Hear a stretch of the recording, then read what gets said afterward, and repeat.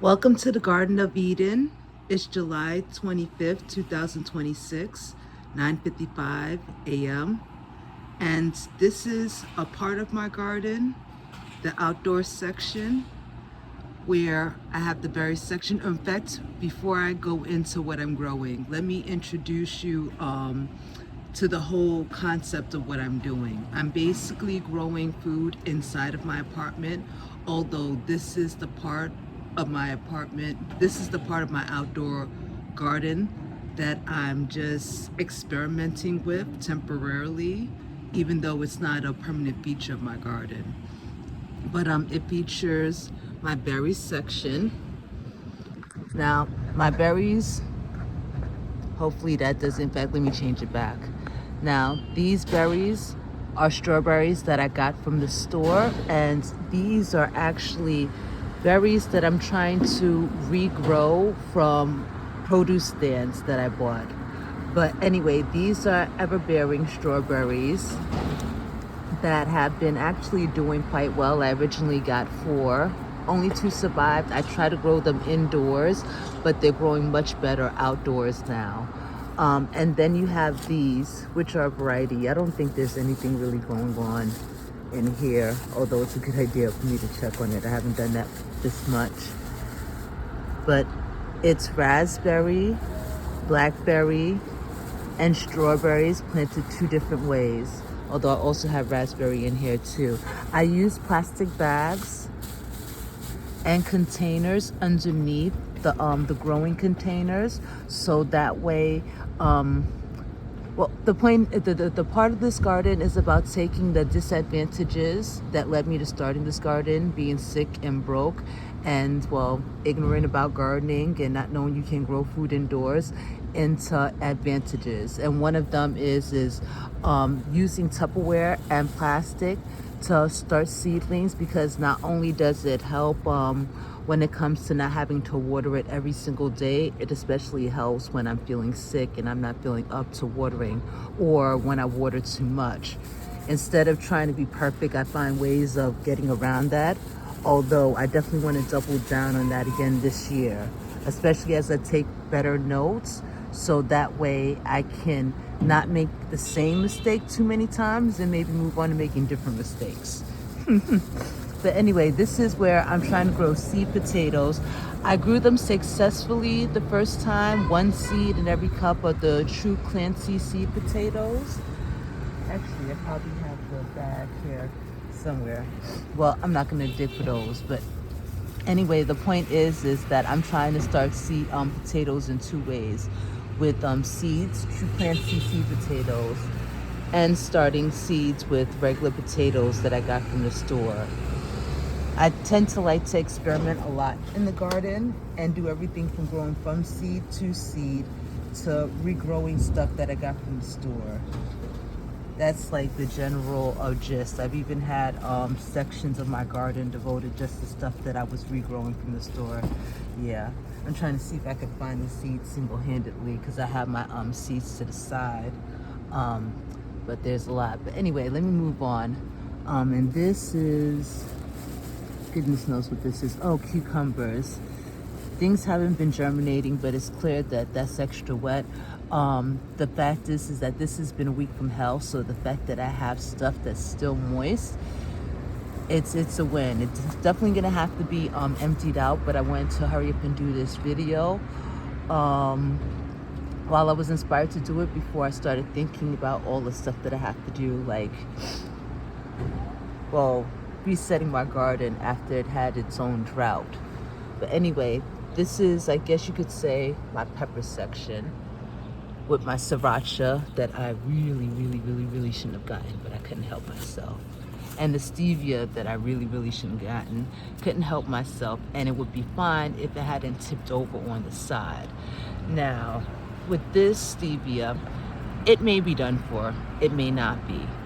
The irony is that while I've killed off a lot of mint, despite people saying you can't kill off mint, I found that when it comes to other things, rosemary, what else? seeds germinating weeks, maybe even months after I've given up on them, that things just want to grow, except for the things that's supposed to be easy for me to grow, but for some reason it's impossible for me to grow.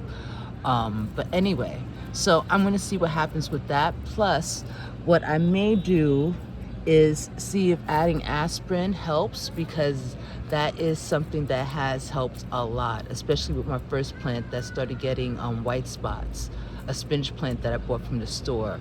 I was told to throw it away because it might infect all my other plants, but I didn't have anything except microgreens growing. So I just used the aspirin, hydrogen peroxide, one aspirin, a little bit of hydrogen peroxide in a soda bottle. I can't give you exact measurements, and yeah, I can't give you exact measurements, but the point is that it worked. But anyway, this is a regular green bell pepper. You can see that it's actually growing a flower, which is great because these peppers have been through a lot. In fact, my plants have all been through a lot. If they survive, that just shows that they're champs, which is good because those are the ones you want to save seeds from. And every generation, the seeds get better and better at adapting to your style. And then this, nothing's going to be happening yet with this. But these are my carrots. I keep trying to grow carrots. The potatoes that I've been growing this year haven't been too much trouble, especially seeing as how I'm just learning for the first time and I made a lot of mistakes. But things like carrots, that has been my bane for years.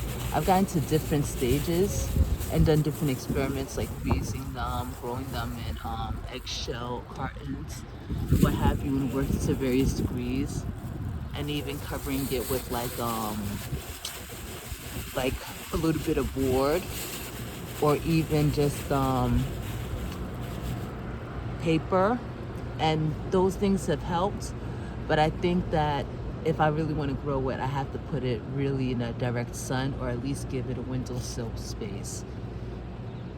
And that there's probably been lots of mistakes that I've made as far as texture and what have you. It hasn't become clear yet.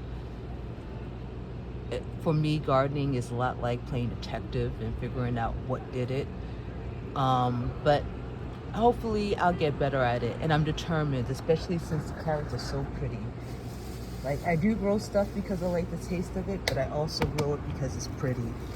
So this is the one that I made sure to have the packaging. Ooh, and now of course I find the one with the potatoes.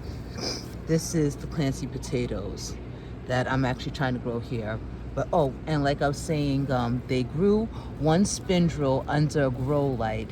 But then when I tried to transplant them into a cup, it went from 3 out of 4 growing after putting one seed in each cup and feeling like extremely lucky that so many germinated, to one more dying. In fact, that one died before it even transferred to the cup. Then I was able to transfer 2 into the cup. One started dying, and so then I transferred 1 into my fabric bag, and then that one died off. I'm thinking because I put it too close to the sun then. So I'm hoping that if I put it in the sun, that will help. And while I'm here, let me take care of this. I don't really want that water because it's green. Yeah, this is a slum building, by the way. That's the hard circumstances that inspired me to garden, and that I'm trying to take advantage of when it comes to making well, this thing that was supposed to be about coping, the gardening I mean, and it actually becoming just part of who I am. I don't like hardships, but I do like when good can come from it and you can like build a bridge. And just being able to find my joy easily, have these as my seed beds when my stuff grows and I'm able to get seeds from it. But anyway, so I'm just gonna take the fact that this is over wet and then put it into a plant that's over dry. And I just put that there so I can make sure to that until I have a chance to transplant that it's cool. I mean, as far as my sriracha plants go. and then transferring them into soda bottles that does quite well. I've even grown tomatoes in that, but I'll show that in another video. As far as my tomatoes growing up, well, my one tomato this year growing upside down from my windowsill. In fact, show it right there. It is a little bit droopy too, of course, because like I said, of the self-imposed drought.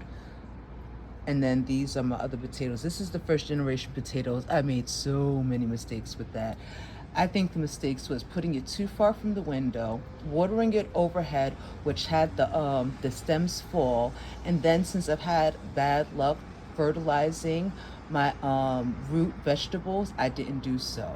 Take in mind when I say fertilize, I mean with compost. See, hold on. I'm trying to cover the worst of the mess. But from that standpoint, I mean composting, and I don't have editing or any of that stuff. Just a second. That's my kitty cat. But I didn't know that you were supposed to add that in. But the thing is I'm surprised that anything is surviving based off of all of that. And so it's just an experiment to see what happens. Maybe plant some beans in it afterwards. And then I also have some Swiss chard. Wow, I have a lot of time left. I'm trying to get this video done in less than 21 minutes, which is why I originally thought I was going to do just outside. And the reason why is, for some reason, that's all I'm allowed to upload is 21-minute long videos. And even though this is the first garden video I'm posting, it's not the first garden video I've recorded on my phone or uploaded to YouTube as my online journal, or tried to. But anyway, you could see that this is a green pepper that's done quite well from being outside, and now is doing well from being close to the window.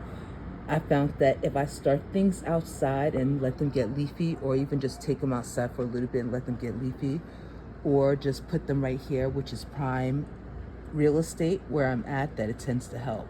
But anyway, that's the green bell pepper, just like all the other peppers except for the sriracha. That's Swiss chard. That's purple kale. I'm not even sure the exact variety. I got that from a store. I really wish that I had just started my own. I have plenty of seeds that usually I start from seed to seed, but I do occasionally buy plants. And then this is my sunflower, or my couple of sunflowers.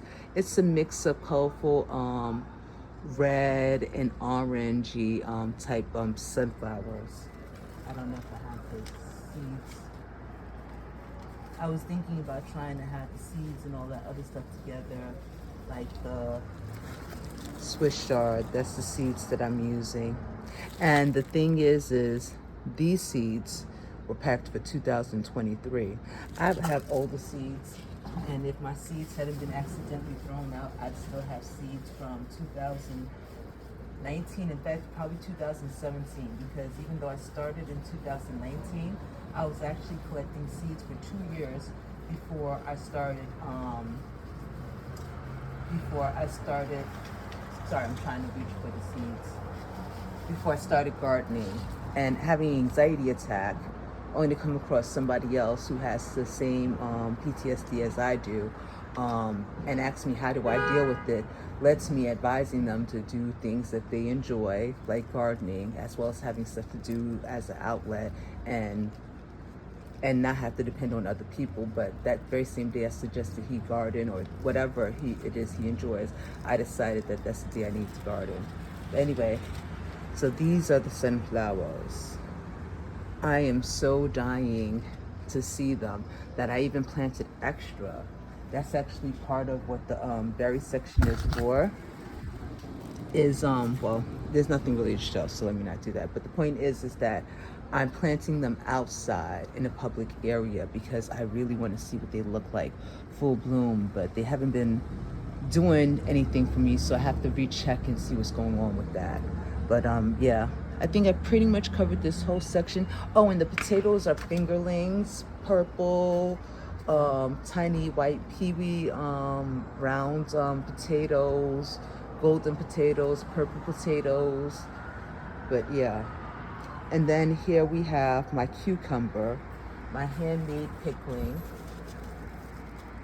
Oh yeah, I had to market more because I also planted more and I couldn't find my handmade when I was doing it. Let me see if I can find that.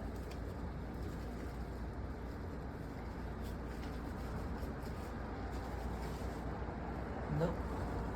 Not a fountain, but that's just squash. Okay.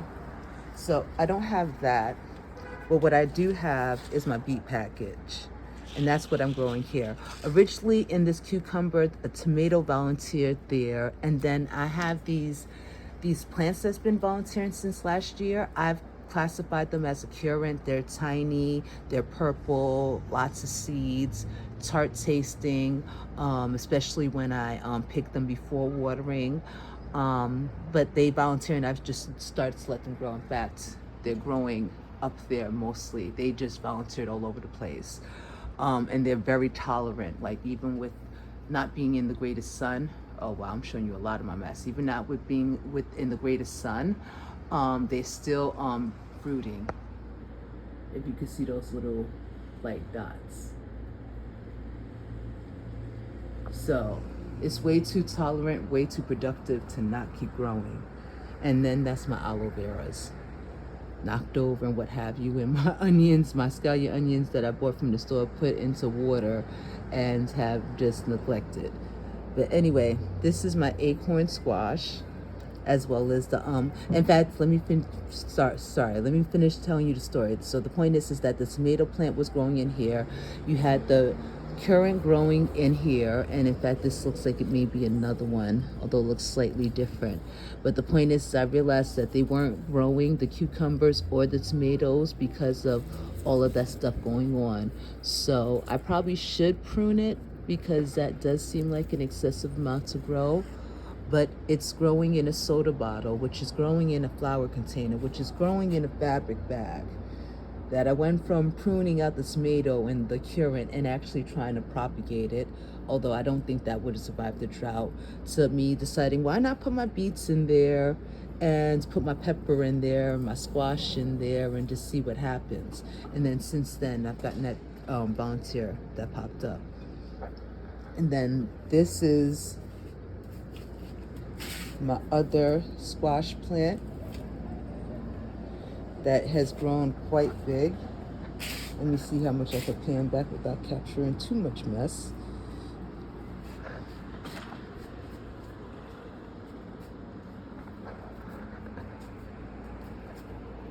And then this is the rest of the wilderness.